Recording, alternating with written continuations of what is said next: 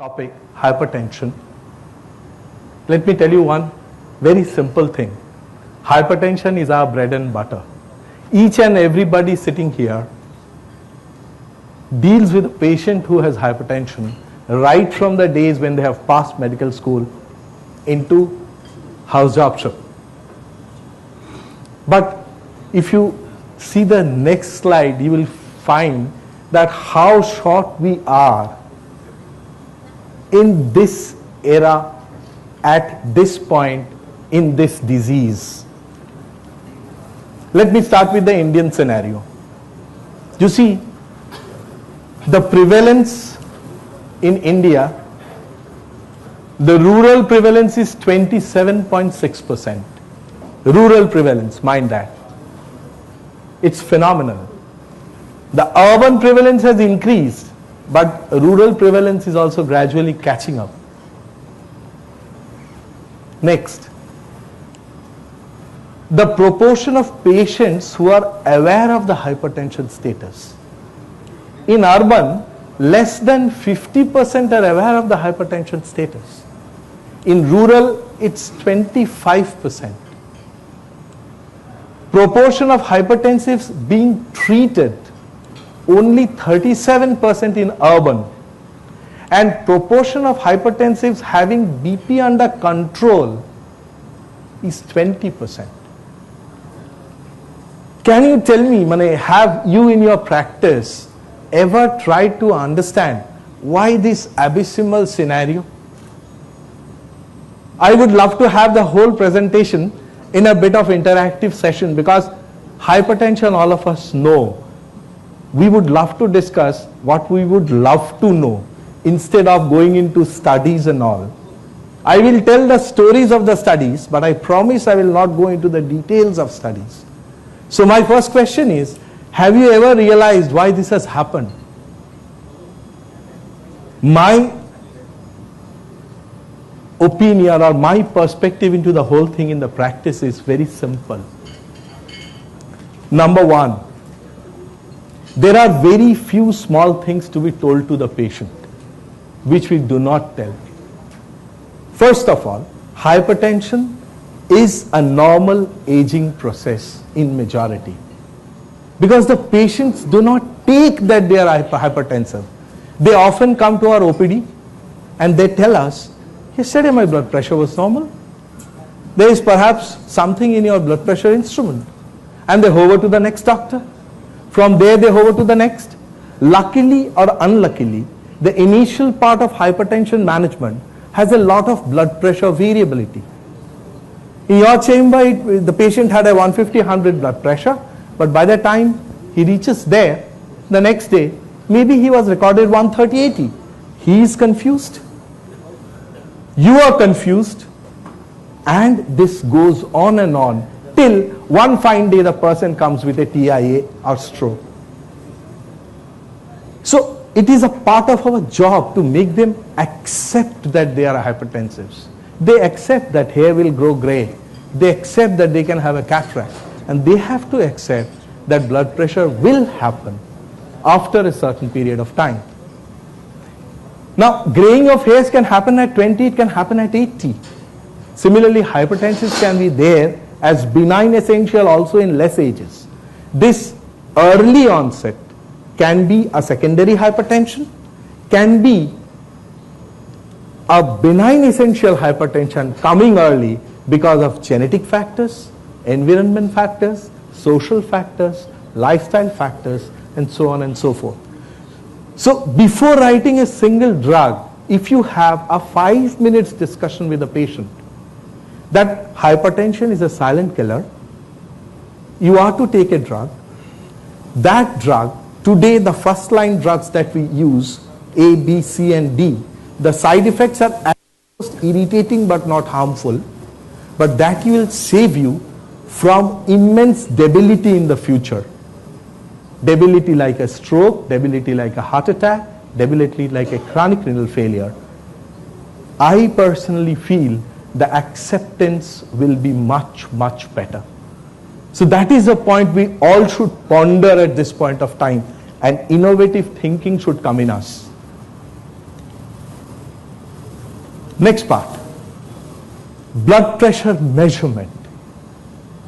The most neglected and the most important part of the story. Anybody in the hall who measures blood pressure with mercury manometers, can you tell me the speed at which the blood column should come down?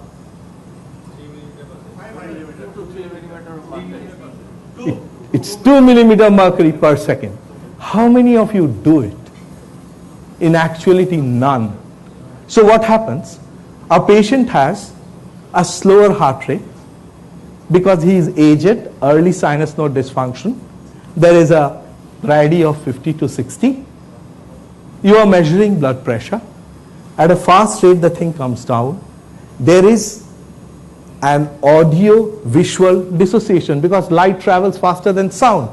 So by the time the sound reaches the ear, the mercury column has come down. So you record an erroneously low blood pressure, which is otherwise not so. So this is the importance. There is no mercury manometer internationally now because of lead poisoning. So the manometers coming in fashion are the electronic and the aneroid. In electronics, you should have a calibration done with a mercury manometer so that you know the false positive and the false negative. And with an aneroid, you must check there is no reverse flick of the pointer. Other than this, a blood pressure measurement is useless. Let us take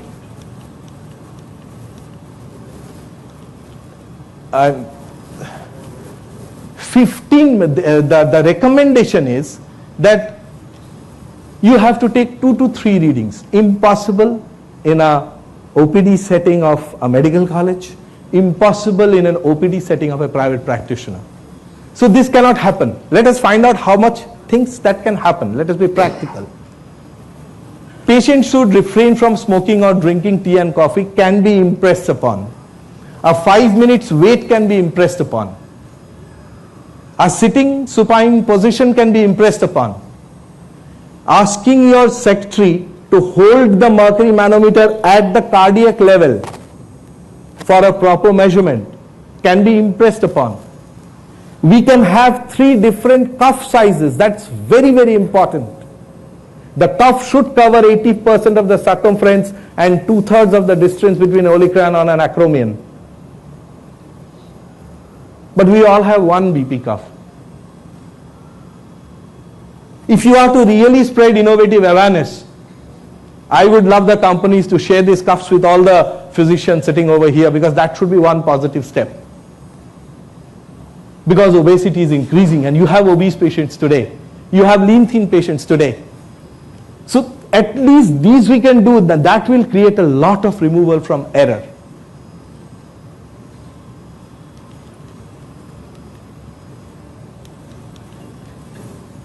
This is another impressive tool, AVPM. Don't worry. Let me go back and tell you a story. You will find patients coming and telling you that whenever I step into your OPD, my BP rises. Well, that is true. There can be office hypertension. There can be white coat hypertension. There can be late night rise in blood pressure. All these issues. So everybody tried to evolve and find out what is the diurnal variation, normal, abnormal diurnal variation. Just as Holter monitors the heart rate, AVPM monitors the 24 hours blood pressure curve. And it gives you whether you have an orthostatic hypertension, whether you have an office hypertension, whether you are a dipper, whether you are a non-dipper, and so on and so forth. That is why it's one of the very important tools, and dipper and non-dipper issue came for the first time with AVPM use. Remember one thing. Previously, we used to use drugs with a very short half-life. The problems of mortality benefits were lesser. Then it was found out that according to the diurnal rhythm, Just a minute. Can any one of you tell when is the time of the day when you have the maximum vascular catastrophes? Early morning. Yes. Why? Vascular surges at midnight. Yes. Why? Cortisol. But according to the diurnal rhythm, cortisol reaches its peak at 4 a.m. in the morning. It's a nadir at 9, washes out from the blood at 12. So, it's the non-covered cortisol hormone where the body defense mechanism is not ready for any prevention that you are the most liable to have a vascular catastrophe. And the persons whose blood pressure do not dip at night are the persons who are mostly at risk. Therefore, AVPM is a very important tool to find out who is a dipper and a non-dipper. Those who are non-dippers should have the timing of the drugs changed, should have adjuvant phenomena like relaxation exercises and other things coming in to suppress their adrenergic drive. So that is a very important part. Indications, all of us know. It's important to note, when you do an AVPM, you must know this. The optimal awake blood pressure is less than 130/80 according to European Society of Hypertension recommendations. And asleep it is less than 115/65. That is normal. For example, a heart rate less than 30 during sleep is normal. Does not require pacing. And heart rate more than 40, asymptomatic individual, does not require a pacemaker until and unless there is a pause more than 3 seconds or the patient is symptomatic, having breathlessness, heart failure or things like that. So if you have a heart rate 46, please don't panic until and unless it is a part of complete heart block or it's a part of high grade AV block. If it is a sinus node dysfunction causing 46 heart rate, the patient can lead a good life with that. Similarly, when the blood pressure reaches 115/65 while sleep, do not panic. If the blood pressure is more than 125/65, then panic. This is the guy who is a non-dipper. This is the guy who is prone to maximum vascular catastrophes. There are certain limitations which are gradually getting overcome with the newer generation of AVPM. Initially, we used to have a lot of noise, a lot of artifacts, a lot of compression sensation. They were not very sleek to carry. But all these things are gradually being overcome with the newer generation AVPM machines that we are having today. Guidelines of hypertension, you all know. Here, I would, rather going into the slides, I would love to tell you a story. See, do you know the president who died of hypertensive emergency? An American president who died of hypertensive emergency? Roosevelt. Fantastic, Franklin Roosevelt. Why did he die? Because at that point of time, the concept of hypertension was that hypertension is a normal phenomenon with age. That is why the nomenclature had been benign, essential hypertension. But today we know that it is essential hypertension, no doubt, because of age, but it is not so benign as it was thought of. Because of this concept, a 300/180 blood pressure that he achieved was never treated. Then came the first treatment, bloodletting. After that came the drugs. And then came 3 very important studies. The Veterans Affairs studies, the Stop Hypertension studies, systolic hypertension in elderly study, that is SHEP, and SISTU study from Europe. All of them showed that lowering blood pressure gives you a benefit. We first realized that yes, we have to treat blood pressure. But what blood pressure? There are 2 components to a blood pressure, the systolic and the diastolic. All these studies were treating systolic blood pressure. Nobody was talking about diastolic blood pressure at that point of time. Systolic blood pressure is a part of aging because the arterial walls and the walls which are capacitance vessels, they get stiff. So the lateral stress on the wall increases, and blood pressure, systolic, is a component of stroke output and the lateral thirst. True. But diastolic blood pressure is a component of peripheral resistance. You all have read physics. Force per unit area.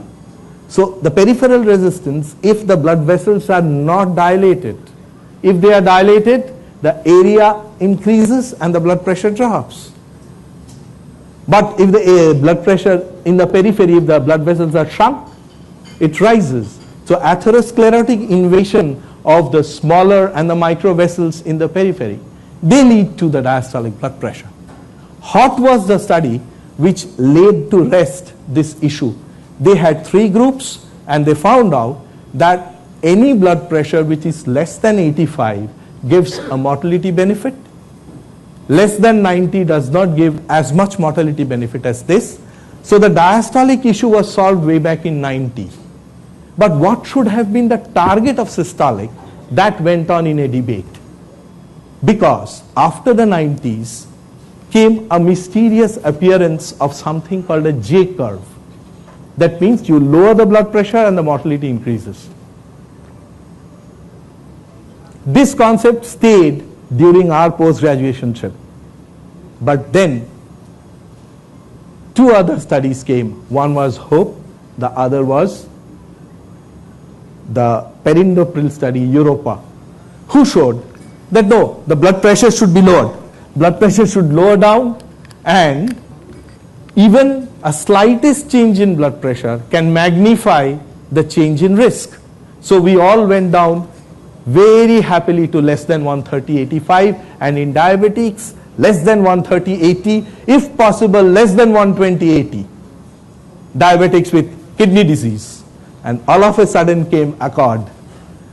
As soon as ACCORD came, ACCORD showed if you lower the blood pressure less than 130/80, or if you go in for a stringent blood sugar control, there is increase in mortality. It was soon followed by HOPE 3 trial, which also gave the same data. Lower is not always better. Now the confusion started raging. What to do? What should be the guideline? Because so far, everybody was talking about guidelines. And we had been following JNC 1, JNC 2, JNC 3, JNC 4, JNC 7. Simultaneously, another interesting phenomenon came from the hypertension trialist collaboration study. They showed that beta blockers do not reduce mortality. Can you tell me why? Why beta blockers do not reduce mortality in hypertension? We cannot prevent the sympathetic drive of the heart. No, sir. No, sir. The interesting observation was it does not lower the central arterial blood pressure. Until and unless a drug lowers the central arterial blood pressure, they cannot produce a mortality benefit. But remember, at that time, the drug that was used as beta blocker was atenolol, which is not a vasodilating beta blocker. But a vasodilating beta blocker does reduce central arterial blood pressure. So the European Society of Hypertension guidelines, or the British hypertension guidelines, which remove beta blocker from hypertension management, was, I think, a very drastic step. JNC 8 statement preserved it.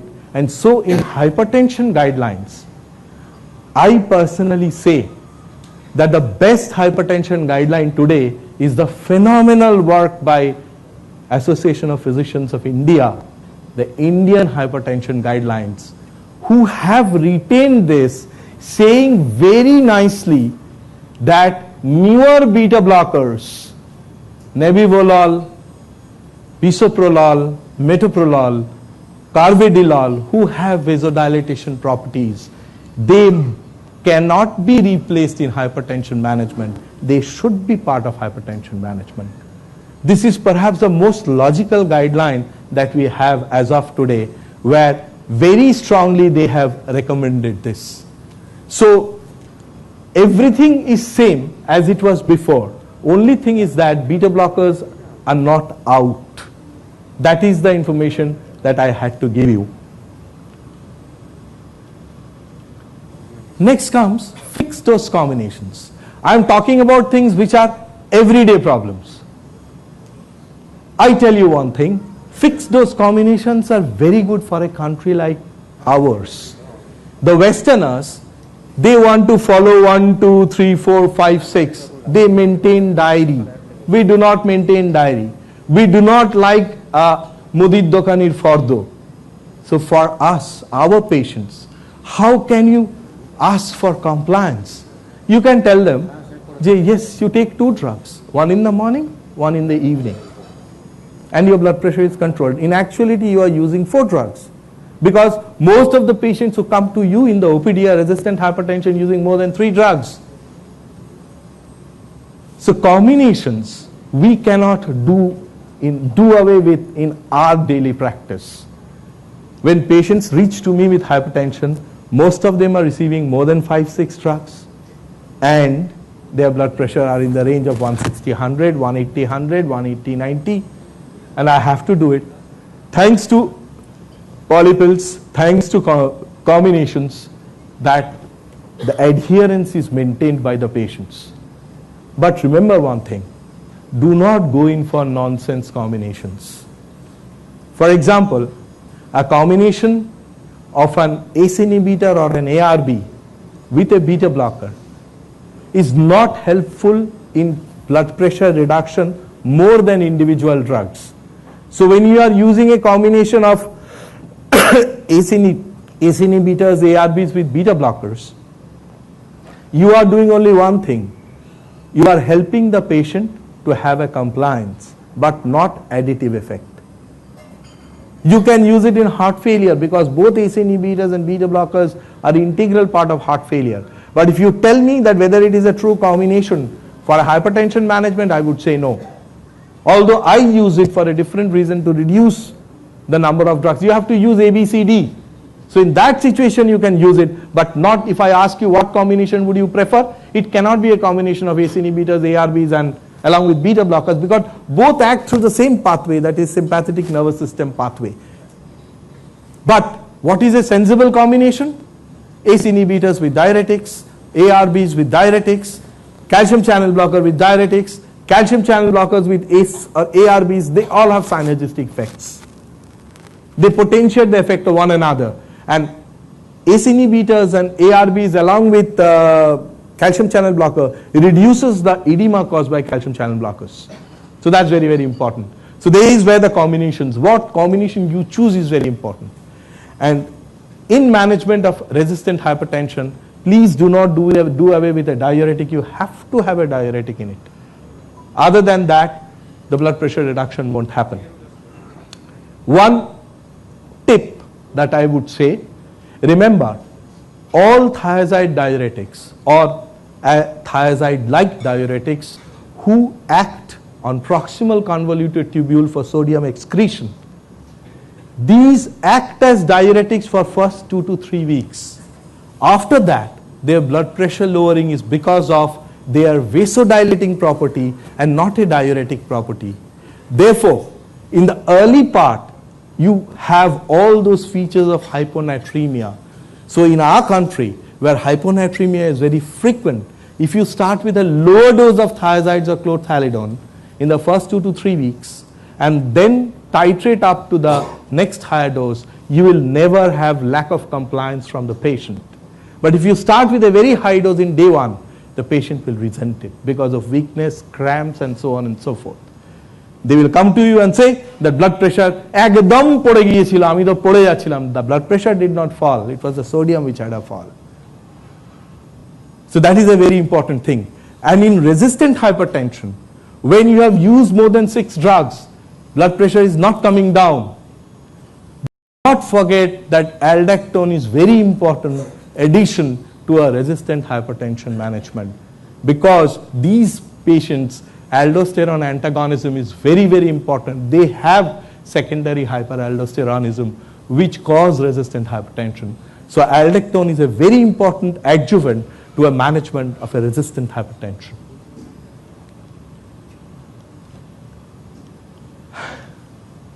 I have told you all about this. After this, there are a lot of studies. After Accord came Sprint. What happened? Accord suddenly started saying, do not reduce blood pressure. So it came down to less than 140/90 instead of less than 130/85. Soon after that, Sprint study came.